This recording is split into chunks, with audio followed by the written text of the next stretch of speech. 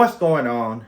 It's Sergio Toast, and today we are going to buff Guff. I have made a video before this one about I unboxed it. I put my thoughts into it, what I feel is good, what I feel is bad, etc. Most of that is in there, but just if you need like a review, I think this deck is the best.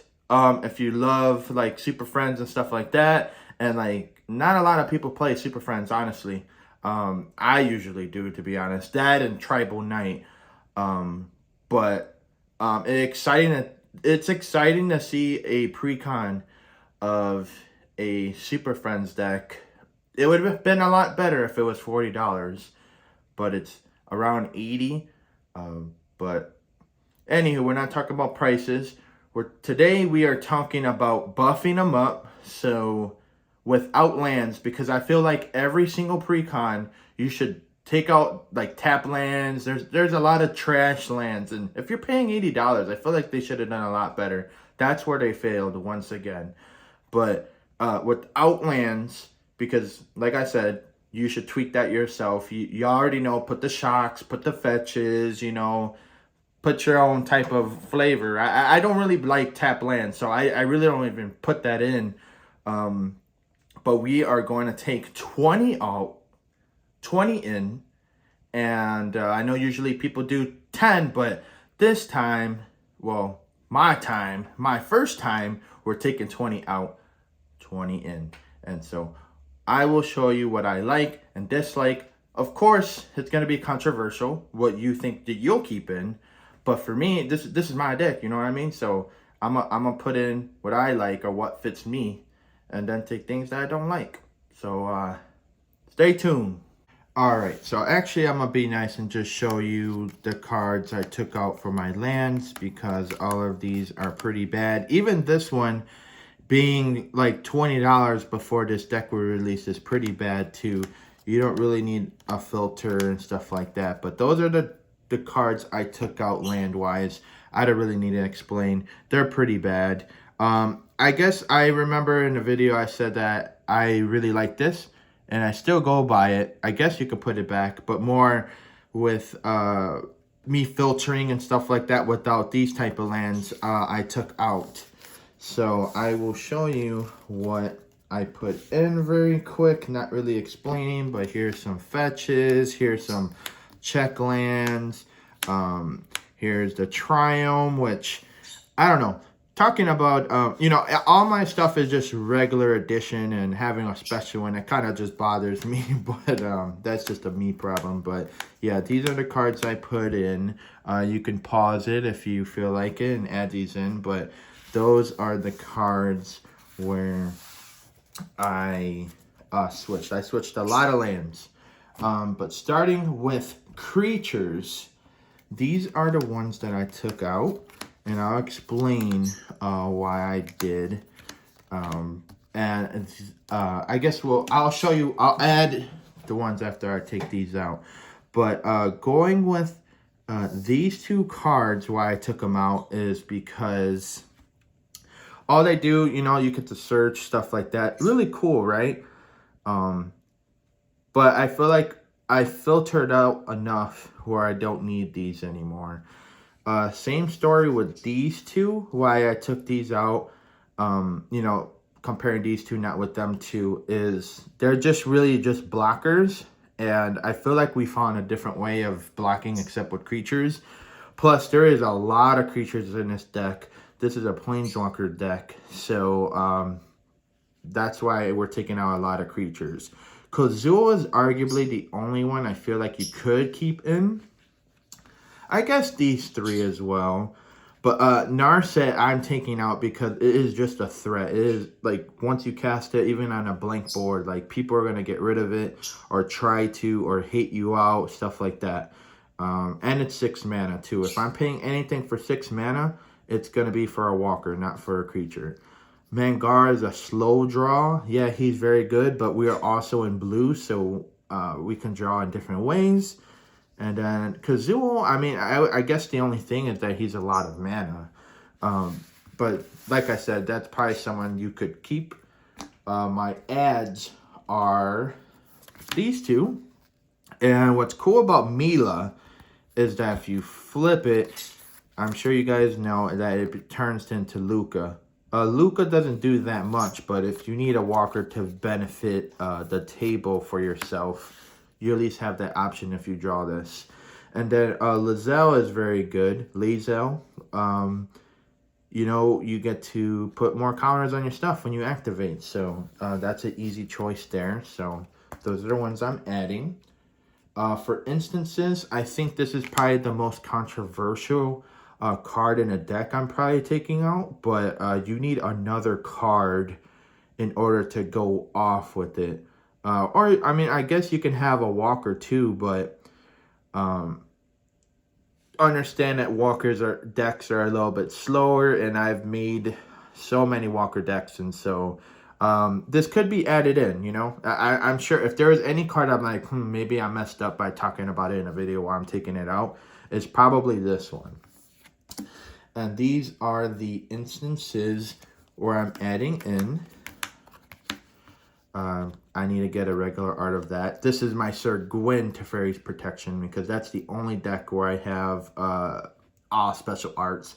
Actually, I have it of just any knights. I have it of him too. But anyways, counter spell. You obviously need a counter, I feel, just at least once, just to stop at least one win con. I'm sure you could put more counter magic, but I really don't like playing blue that way. I'm only having one just to, like I said, stop one. This is a very, very good brainstorm. You're paying one more mana, but you're also proliferating, and that can also win you the game. We have a generous gift just as another way of removing something that's attacking our walkers or doing some shenanigans, stuff like that. And then we have Teferi's Protection, which is probably the best instant in this deck here.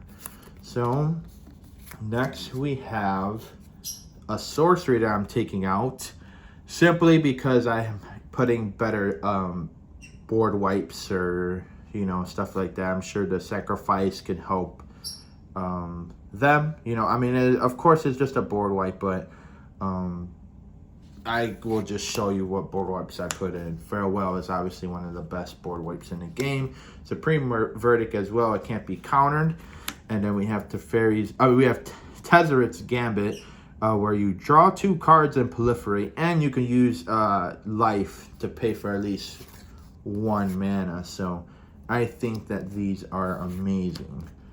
I guess the second card in this deck, maybe 2, that people would want to keep in. We're going into artifacts, by the way, now, is these 2 that people would want to keep, and I would not argue with you about that. But these other 2, I feel like I don't need. This can, you know, you get a lot of mana of tapping, stuff like that. Cool. We'd already put 2, I think 1 more, because we did take 1 out. 1 more board wipe, but this is also slow. And it's also on the board, so people see what's going on, and that's where politics, stuff like that come in, and I don't like that card. At least not in this deck. At least not right now. Everyone's gonna pay 2 life, and even if you're paying 2 life for that, I still don't think that this is a great card. Wayfarers, I guess you can keep if you're being budget, but I'm good on these. The artifact I am adding is probably one of my favorites that I still haven't used till this day, but I've been having it, and it's a very budget card, I feel now. I paid $20, but I think it's like $8. It's very good. It starts you out very good with proliferating, and you can end the game by just taking extra turns, you know. And you get to put counters, man. This is a very, very good card. All right, going into enchantments. Oath of Jace is the only thing that I took out. I mean, you're scrying, not drawing. I'm sure you're filtering, but we needed to make more room for these artifacts, which are amazing. I guess this one's okay, but all the other ones are for sure you want to put in. All will be 1. I know that's a very expensive card, but what's funny is what I said before is that if there's something I really wanted, Like if it does something with Planeswalkers, and it's out, and it's a decent card, I feel I just buy it, even though if I'm not using it or not. But it's I think I paid $7, and now it's like $20. So it's pretty funny because Icor Gauntlet is the opposite. So I guess I'm even. And then Deification, I'm sure I'm saying that wrong, is a very good card. These are this is also like you choose a type that has hex proof. You know, like you're choosing a type of Planeswalker, like I showed you before in the last video. That Guff is typing. So, spoiler alert, Teferi for me will be important. And then Rowan's talent is great too. I love Rowan. Can't wait to see her in Wilds of Eldraine. I'm sure she's going to have her own commander card, because now, if you guys don't know, Will and Rowan lost their spark, and now they're going against each other. So I predict that she's going to be Rakdos, and I'm sure I'm going to build her. We have Teferi is also very good. That's the dream right there. That's like fairy tale magic right there. If I can get that 12 and can use walkers, or what is it, walkers? You may activate a hit of Planeswalker. Yep. I love that ability. Like that's something I wish I could do. You're winning a game, I'm sure. Unless everyone's attacking you or whatever, but I wanna get that so bad. And then we have Whirlwind of Thoughts. Whenever you cast a non-creature spell, draw a card. Very simple, but it's very good. Alright, so the last thing we're here for is Planeswalkers, right? And the ones that they give you, I think, are pretty bad. Like these cards, I mean, I guess Jace is pretty good, but all these other ones I am not a fan of. I never put them in any other deck, Walker deck that I had. I do like this one. I guess you can keep this one, but Gideon just really, cares about himself, I mean, he could destroy stuff, but, I mean, I love Gideon, RIP Gideon. But these Jaces are pretty bad. I don't even think I have a Jace in this deck, so I took them all out. And Nahiri, I don't know why they even put... That's pretty random, I feel. The Wanderer, I guess that's also pretty good, but just because it's static, this, I don't know. Like, not a lot of people play big spells. But anyways, these are the Planeswalkers I put in. And we actually have a stack here because this is what we're focusing on.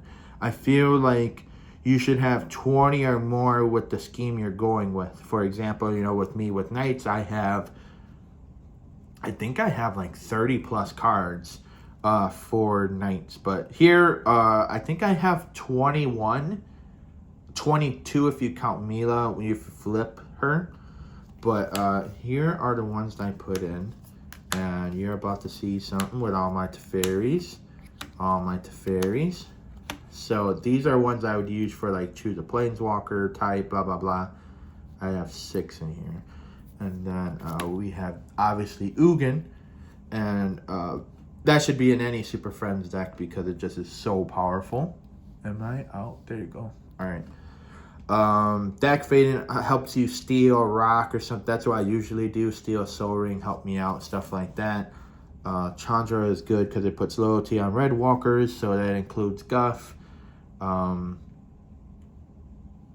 We have the Teferis, as I mentioned. They just do a lot of control-y things, and this Teferi is probably my favorite card of all time of walkers so far.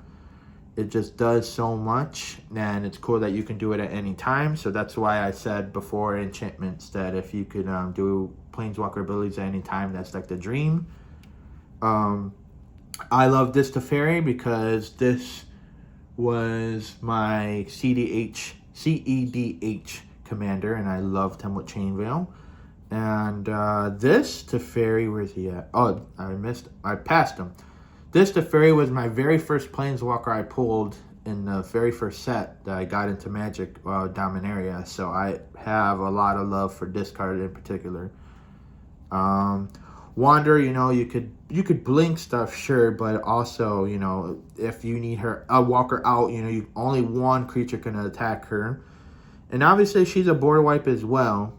Same with Ugin. I don't really need to explain Ugin. Ugin is an amazing card. But those are the 20 cards. Well, if you include the lands that I said I was really not going to mention, it's actually 38 cards that I took out. And I added 38 cards in. And this is the Guff. This is how Guff is going to get buffed, I feel. I don't feel like I spent a lot of money on it. Number one, I didn't spend really a lot of money on it because I already had most of these cards. I actually had all the cards. I just needed to take them out in certain decks, but eventually I'll buy the cards. I think it was like 5 cards in there that I took out of the decks that I just need to replace them with the same card. But I think he's pretty budget right now, especially that now Eldrazi, Enchantments, and what else? Slivers, like those are a lot more hot than he is. So those cards are gonna spike while you can just go under the table and buy those. You know what I mean? So this is my deck tech of Commodore Guff. And I hope you like this video. Give it a like and share. And I appreciate your time looking at this preview. I mean, it's not really a preview, right? I mean, there's some people that probably have this deck already, but I know at least around my area, everyone's like, how'd you get it? Stuff like that, blah, blah, blah. But I'm fortunate enough to get it early. But thank you, like I said, and I'll see you in the next video.